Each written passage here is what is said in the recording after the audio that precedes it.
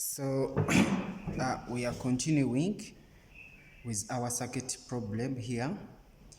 They want us to determine V0, the voltage across the 1K ohm resistor.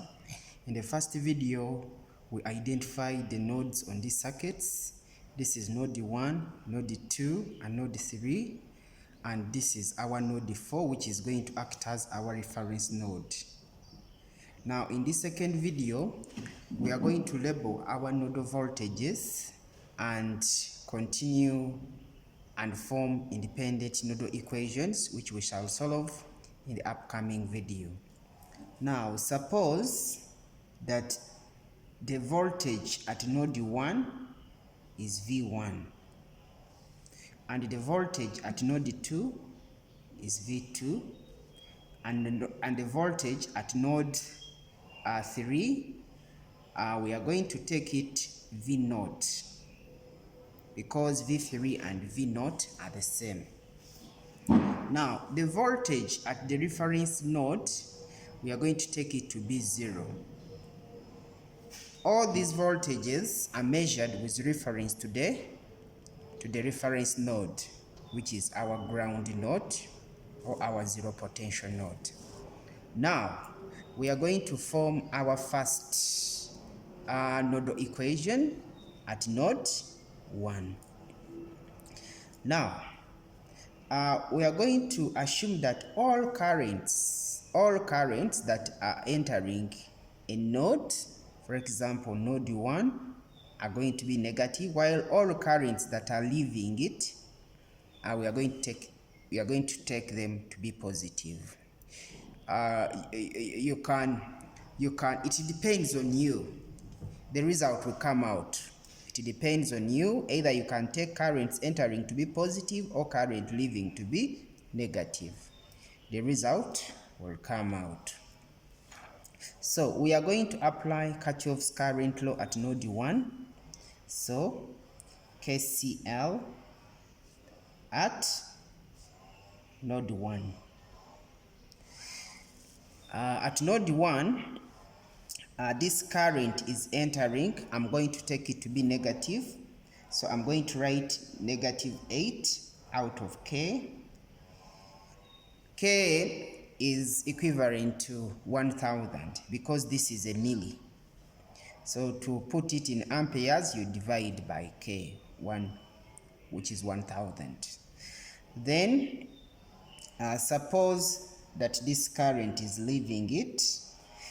This current is leaving it, and this current is leaving it. This current here is going to be given by the voltage V1 divided by the resistance, which is 3K. Then here the current leaving the node from this direction here.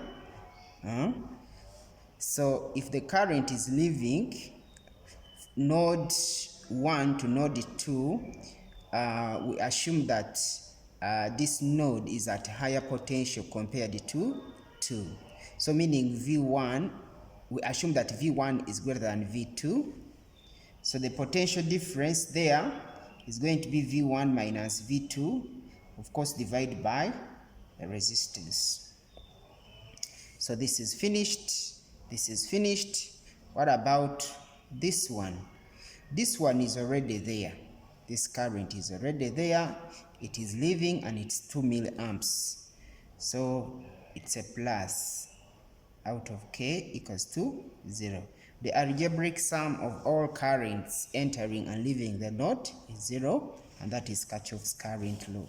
So if we try to multiply through by for example 6K at the LCM, here we are going to get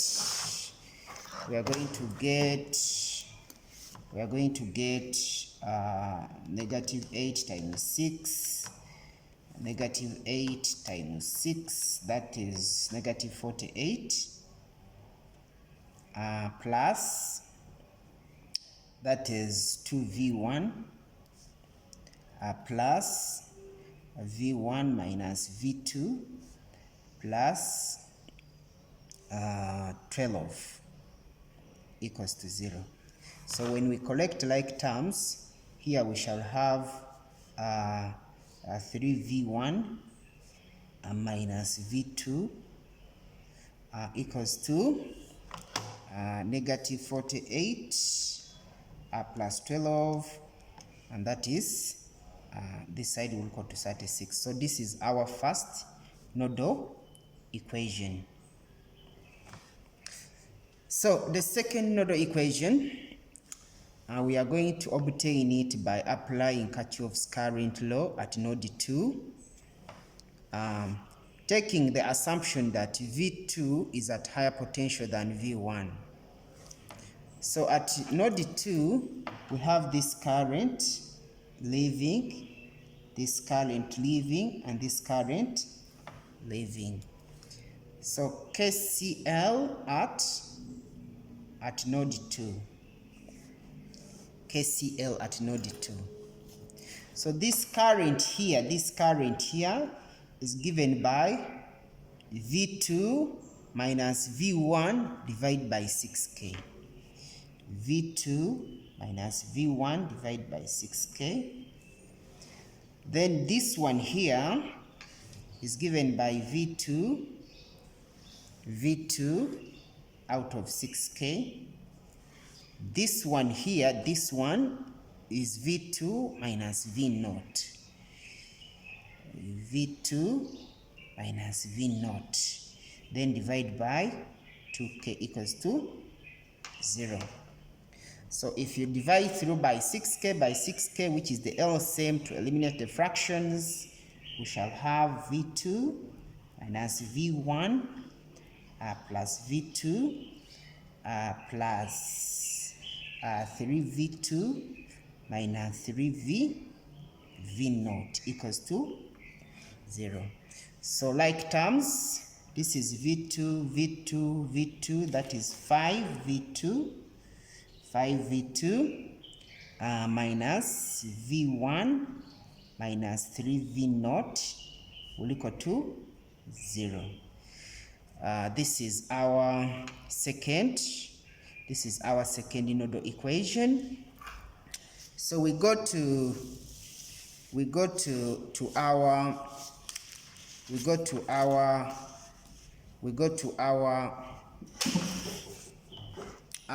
third nodal equation. So our third nodal equation, we are going to apply Kirchhoff's current law at node 3. So KCL at node 3. Yes. So at node 3, we have this current entering it, which is algebraically negative.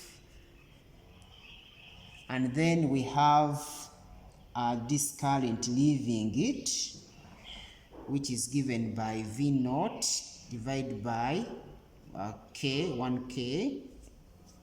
Then we have this one leaving it, which is V0 minus V2 out of 2K. And we must get 0. So if we multiply by 2K, here we shall have negative 4. Here we shall have 2V0. Here we shall have V0 minus V2 equals to 0. So 2V0 plus V0, that is 3V0